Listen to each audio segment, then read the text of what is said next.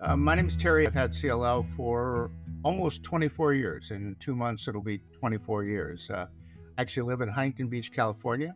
Um, Married with four children.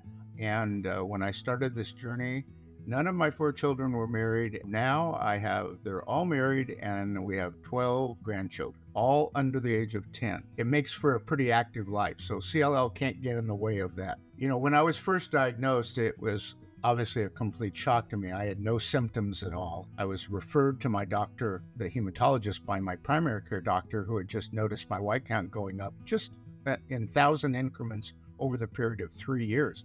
I was still within normal range. And I went to a appointment with him. His first appointment said there's nothing going on. The second appointment with him, after he ran some tests, says, well, there is something going on. You've got chronic lymphocytic leukemia, which, number one, it was a shock. And besides that, I went to the appointment by myself because the doctor had first said, oh, there's nothing going on, probably just an anomaly. So I'm there alone in the doctor's office. He's telling me that I have basically an uncurable cancer. And plus, we're not going to do anything about it right now. So how do you put all those things together? You have cancer, it's uncurable, and we're not going to do anything with it. Immediately, it started my mind wondering about, well, am I going to get to see my kids graduate? Am I going to get to see them have families? It was really quite a shock because I had no symptoms at all. It was just my blood that was a little bit out of whack and not even out of normal range when they did the test. So it was pretty overwhelming. The diagnosis was pretty overwhelming. They're terming it different things now rather than watch and wait, because a lot of people nickname it watch and worry because you're living from blood test to blood test, wondering what's going to happen at the next test. So I was, I think, fortunate in the fact that I did have 7 years before I needed treatment. But that was a really tough time. During that time, I did not know one other CLL patient. But at the end of 7 years, I literally fell off the cliff. Within a 3-month time period, my white count tripled.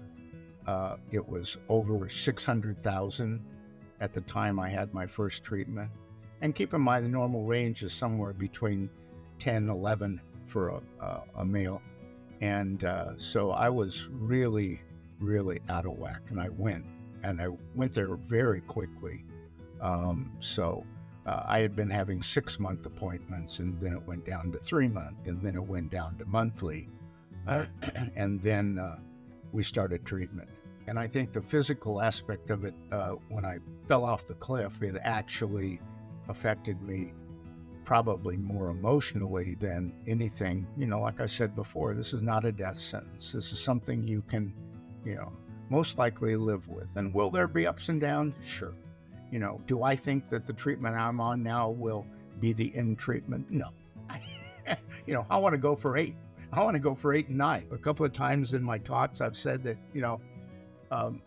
there's a lot of things that really, let me look at this from a more positive aspect. One of them is, I call it the 3 F's to begin with. It's the faith, family, and friends, and having a really good support network around you and being able to count on those things to bring you up, and I am also, forever grateful for the medical team that is treating me. And I believe that I will continue fighting, and I will actually die from something else other than CLL.